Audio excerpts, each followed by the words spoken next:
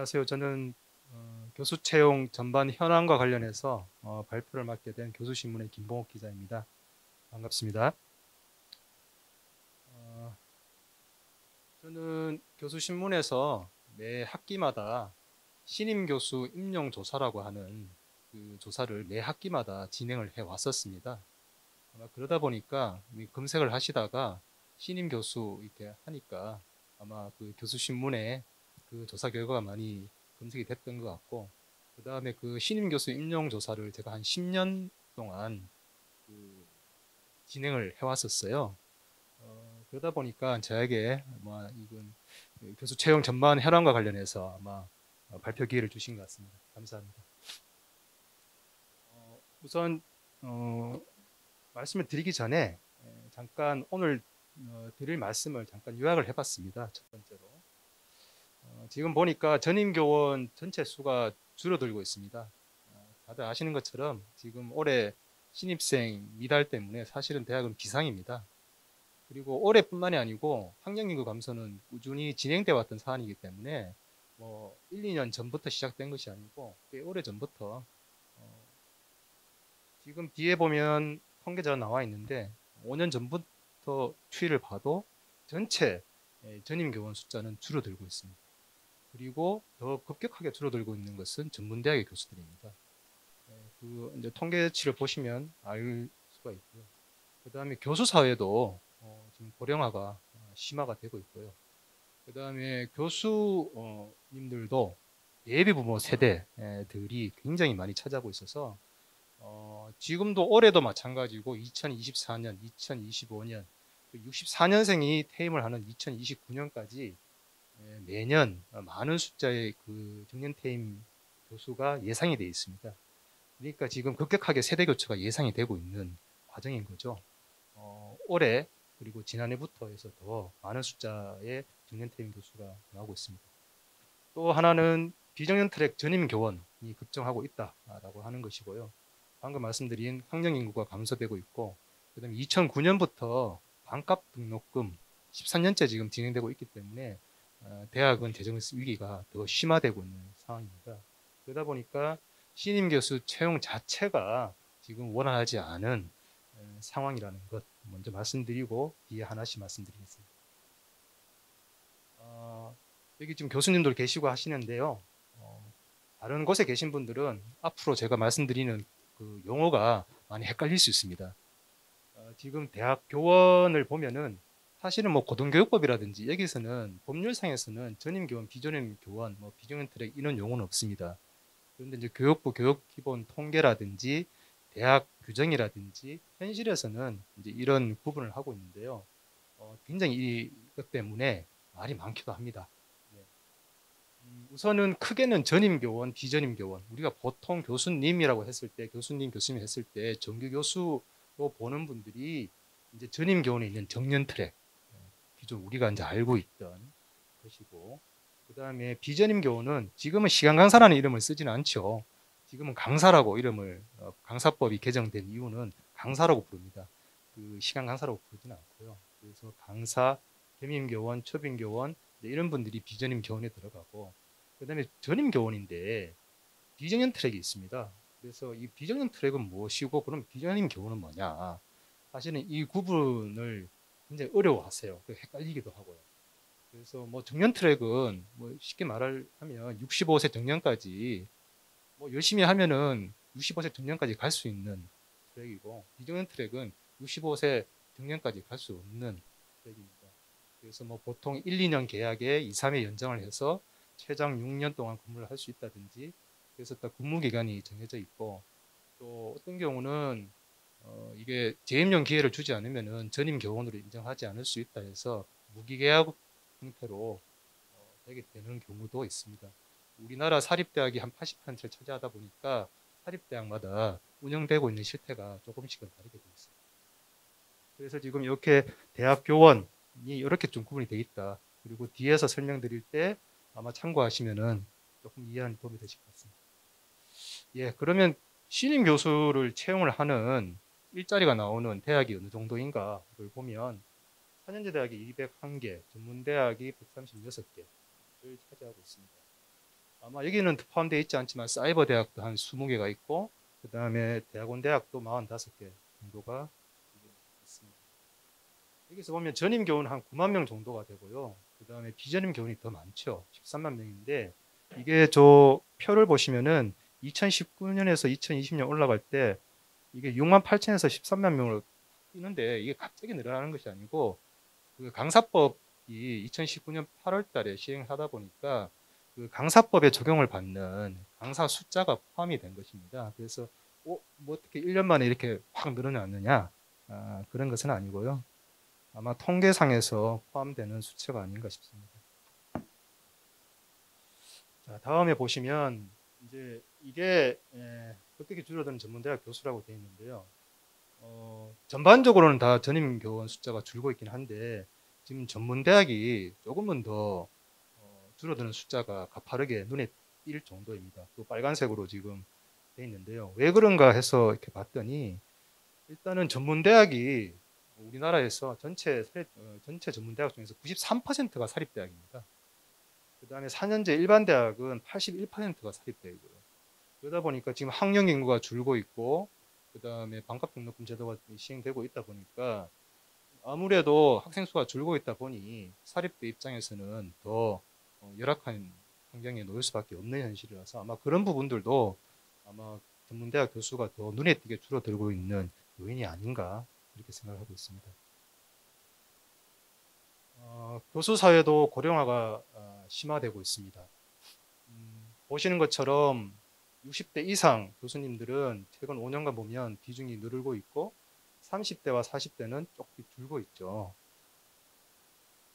이제 이 숫자를 보시면 조금 더 이제 이해가 될 수 있는데 2015년, 2019년 보면은 줄어들고 있긴 한데 거의 7만 3천 명대로 비슷하죠.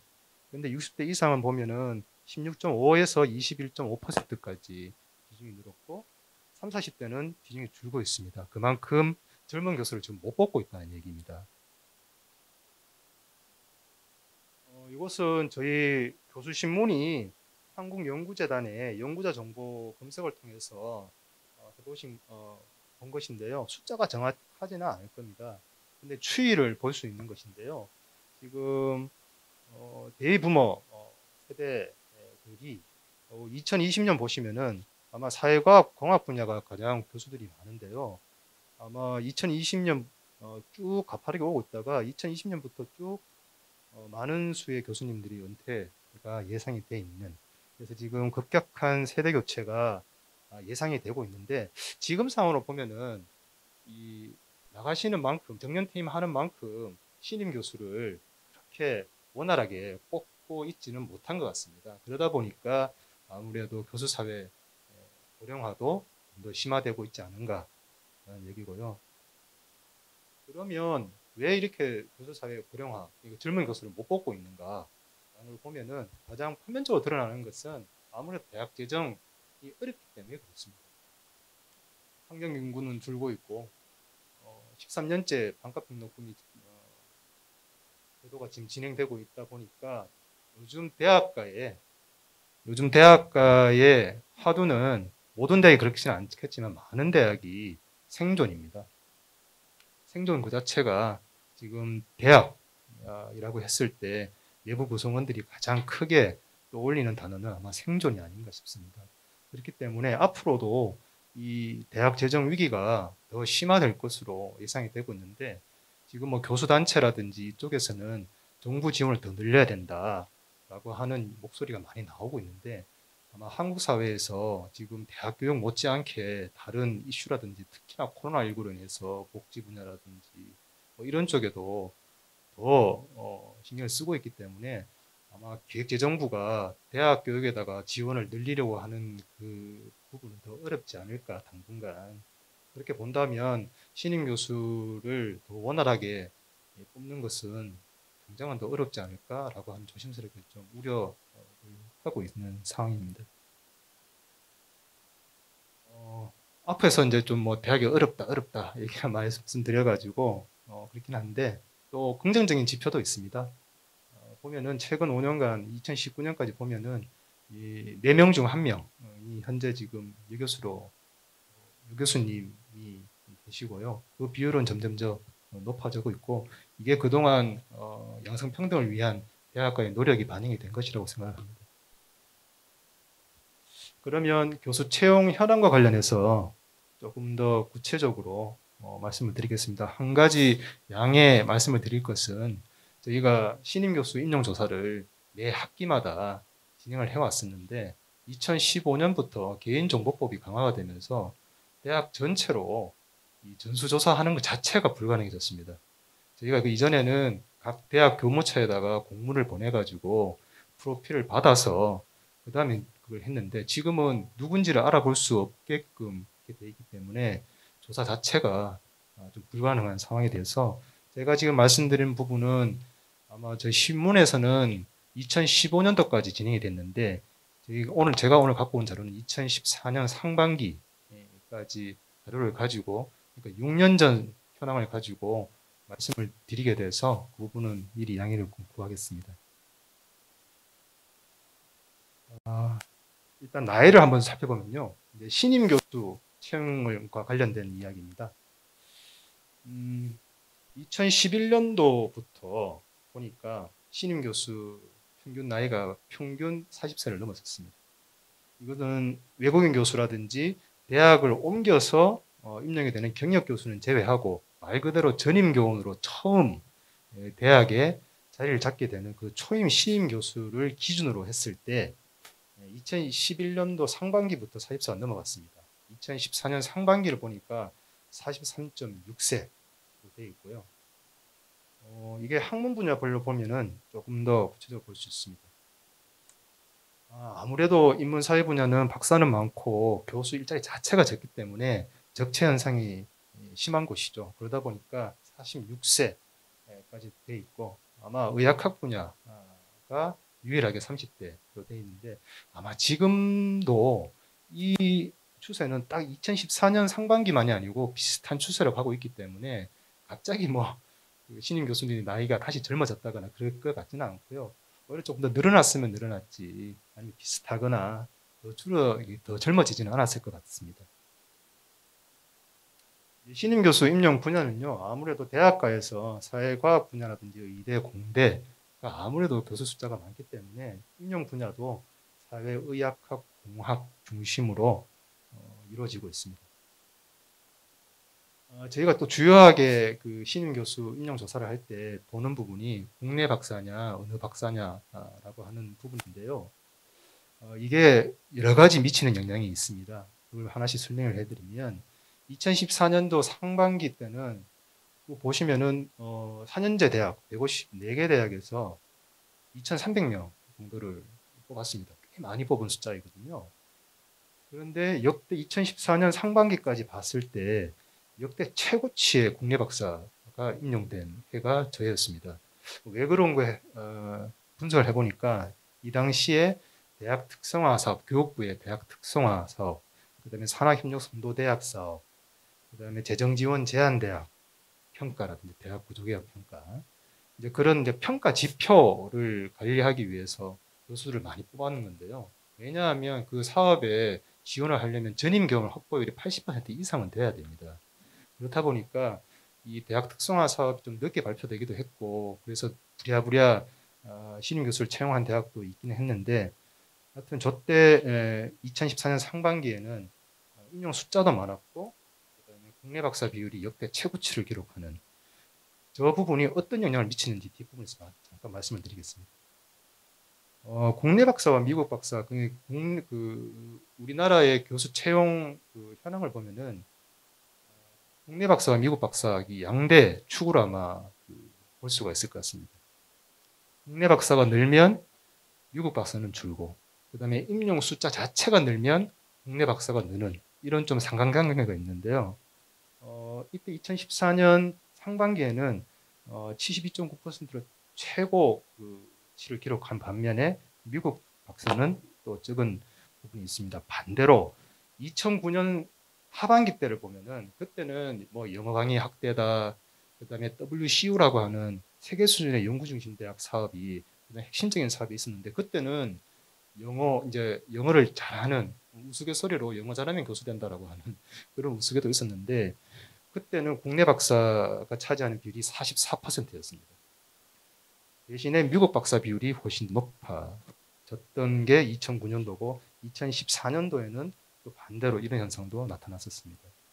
그러면 국내 박사가 많이 늘어나면 어떤 것이 또 연동되느냐 하면 비정형 트랙, 앞에 말씀드렸던 비정형 트랙 전임 교수, 비정형 트랙 신임 교수가 급증했던 것이 또 이 당시 분위기이기도 합니다. 사실은 비정형 트랙 전임 교원이 나타나기 시작한 것은 2002년도부터인데 그 뒤로부터 해서 계속 비정형 트랙 전임 교원이 늘고 있는 그 상황이고요.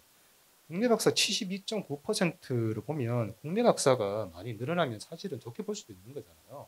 왜냐하면 국내 대학원이 내실화됐고 국내 박사가 그만큼 경쟁력을 갖추게 되고 여러 가지 긍정적인 요인 그리고 저희 나라의 이제 그 대학들 중에서도 굉장히 경쟁력이 높아지는 그런 부분들이 가만히 돼서 선순환 구조로 볼 수 있지 않느냐라는 시각도 있는데 또 조금 더 돌이켜 보면은 비정형 트랙 전임 교원이 늘어나고 있는데 이 비정형 트랙을 보면은 비정형 트랙 교수들만 봤을 때는 보면은 아까 전체 평균이 72%였는데요. 국내 박사가 비정형 트랙만 보면은 국내 박사 비율이 77.8%가 됩니다.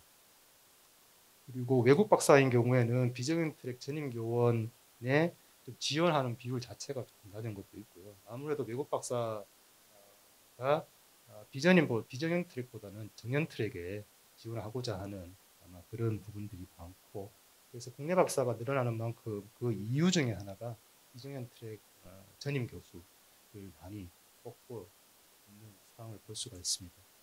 그 최근 현황을 2018년도에 한국교육개발원에서 아무래도 공식적으로 조사한 결과를 또 봤더니 비정형 트랙 전임 교우는 전체 교수에서 17%, 18% 가까이 되고 있고요. 조교수가 15%를 차지하고 있는 걸 보면 그만큼 신인 교수 중에서 비정형 트랙으로 뽑는 숫자가 많다. 그리고 소규모 대학들이 아무래도 큰 대규모 대학에 비해서는 비정형 트랙 비율을 높게 나타나고 수도권 대학보다는 비수도권 대학이 비율이 높고 그다음에 임금 수준이 이렇게 당하게 돼 있는데 그러면 왜 대학들이 비정형 트랙 전임 교원을 뽑으려고 하느냐? 아마 인건비를 절감할 수 있고 인사 관리가 용이하기 때문에 비정형 트랙 전임 교원을 뽑고자 하는 아마 의도가 많은 것 같습니다. 아무래도 정년 트랙 전임 교원에 비해서 한 7, 80%의 급여 수준을 받고 있고 그다음에 65세까지 정년을 가지 않아도 최장 한 6, 7년 정도 해서 또 다른 사람을 교체할 수 있는 인사관리 측면에서 용이하다라고 하는 측면이 또 대학 입장에서는 효율성을 기할 수 있는 부분으로 여겨지기 때문에 그래서 좀 더군다나 대학이 얼어지고 있는 상황이니까 그래서 비정형 트랙 전임 교원에 대한 수요는 더 늘고 있지 않았는가 이렇게 생각하고 있습니다. 모교 출신은 줄어들고 있습니다. 2002년도 하반기에는 27.7% 그리고 2013년 하반기에는 12.9%까지 떨어졌고요. 이 부분도 모교 출신 제한 정책을 펴기도 했고 그리고 무엇보다 그냥 대학에서도 이제는 뭐 내정자 임명이라든지 그런 것보다는 실력 있는 교수를 뽑고 싶다라고 하는 그런 부분들이 더 많이 반영이 되어서 모교 출신 비율은 이제 줄어들고 있습니다. 근데 한 가지 보실 부분들은 지금 의학학 분야, 특히 의대 같은 경우는 임용 숫자가 많거든요. 근데 특성을 보면 그 모교 출신이라든지 그 대학에서 이제 박사를 받으신 분들이 많기 때문에 그래서 국내 박사 비율이 높기도 하고 의대에서 뽑은 그 교수 비율이 많은 경우에는 또 모교 출신이 좀 높아지기도 합니다. 그래서 이제 의학학 분야를 빼면은 모교 출신 비율은 점점 줄어들고 있다라고 보여지고 있습니다. 이게 오늘 이제 저한테 이게 그냥 듣고 싶어 하는 핵심적인 부분이 아닌가 싶은데 아마 예상하시는 거하고 비슷한 그 패턴으로 가고 있는 것 같습니다. 보면은 이게 이제 출처는 한국연구재단의 연구자 정보를 기초로 해서 데이터를 추출한 것이고요. 학부 기준으로 봤을 때 서울대, 연세대, 고려대 그 순으로 이게 한 2만 5천 명 정도가 되거든요. 그러면 전체 교수에서 한 3분의 1 정도를 차지하는 비율입니다. 박사학위 자 같은 경우는 마찬가지로 서울대, 연세대, 고려대, 카이스트 순으로 교수를 배출을 하고 있습니다. 다음을 보시면은 국내 박사와 이제 미국 박사인데요. 국내 박사가 많이 임명이 되고 하고 있지만 국내 박사 학위자가 미국 박사보다는 7, 8배나 더 많습니다. 이제 그런 부분을 참고를 해서 보면 그래도 여전히 미국 박사의 위상이 강력한 것은 여전한 거고, 그 다음에 소위 잘 알려져 있는 대학일수록 미국 박사를 선호하는 현상은 좀 지속되고 있는 것 같습니다. 그 반면에 이제 유럽이나 일본 유학파의 출신들은 이제 교수로 임용되는 숫자가 조금씩은 줄어드는 것 같고요, 예전보다는. 그리고 서울 주요 대학에 국외 박사 필요 어떤가를 한번 봤더니 서울 주요 10개 대학의 전임교원 최종 학위를 보면 국내보다는 국외가 많죠. 예. 그래서 이제 이상 여기까지 해서 보면 앞에 있는 현황까지 보면은 이제 서울대, 연세대, 고려대 학부를 나와서 미국에서 박사를 한 분들이 이제 교수가 되는 주요 경로가 되고 있다라는 것을 이제 통계로 알 수가 있습니다. 교수 채용 절차와 특징인데요. 이건 간략하게 말씀을 드리겠습니다. 이 자료는 2009년 자료인데요.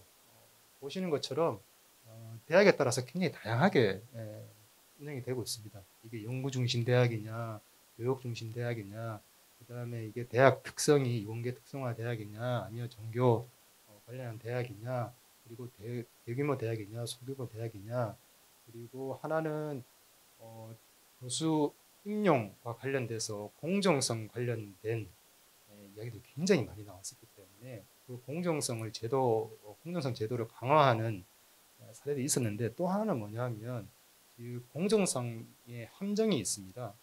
뭐냐면 뒷말이 나오지 않도록 공정성을 강화하는 것이 좋은데, 과연 그것이 질적 평가보다는 양적 평가에 좀 더 치중되는, 그러니까 뒷말은 안 나올 수 있겠지만 과연 그 대학 그 학과에서 필요하는 그 인재상을 조금은 더 교수님들이 재량권을 갖고 뽑을 수 있어야 된다고 생각을 하는데, 그렇게 또 풀어놨더니 또 교수 임용 비리가 사건이 터지고 하다 보면 또 정치권에서 국회에서 또 관리를 피고 하면 또 교육부나 이런 데서는 또 그런 공정성을 강화하는 제도를 요구할 수밖에 없고 하다 보니까 역으로 그런 것들이 또 양적 평가를 더 강화시키는, 또 과연 그 방향이 옳은 것인가 라고 하는 부분에 대해서는 또 고민이 있는 것이 사실입니다. 그리고 총장의 리더십과 관련해서도 아마 총장님이 바뀌면 또 이렇게 달라지는 부분들이 있어서요. 저 옆에 있는 부분들은 2009년도 자료이기 때문에 참고해서 보시면 될 것 같습니다. 그리고 학과 주도로 하느냐, 또 본부 주도로 하느냐, 뭐 이런 부분들이 있고요. 이것이 앞에 말씀드렸던 교수 임용 비리, 그리고 내정자 임용 이런 부분들을 막기 위해서 본부에서 주도하는 그런 부분들이 있을 수 있고요. 이렇게 참고하시면 될 것 같습니다. 아마 선호하는 인재상 같은 경우는 무엇보다는 일단은 연구업적입니다. 연구업적이고, 그리고 대부분의 많은 대학들이 해당이 되는 교육 중심 대학 같은 경우는 연구업적과 함께 아무래도 학생들과 어울려서 이 교육이나 취업 관리 병행할 수 있는 교수님들을 요구하는 부분들입니다. 그러다 보니까 첫째는 연구업적, 그 다음에 학생 교육에 열과 성의를 다하는 교수, 그 다음 지금은 실무 경험이 있는지, 그리고 산학협력을 활발하게 이끌 수 있는지, 이런 부분이고요. 그 다음에 여교수 임용에 적극적이다. 그 부분은 아무래도 국립대에서 양성평등 관련돼서 정책이 추진됐을 때 국립대에서 기왕이면 같은 조건에 같은 결과를 갖고 있으면 능력이 있는 여교수를 임용하는 적극적으로 하겠다라고 밝힌 곳이 있었습니다. 네, 이상 저희 발표를 마치겠습니다.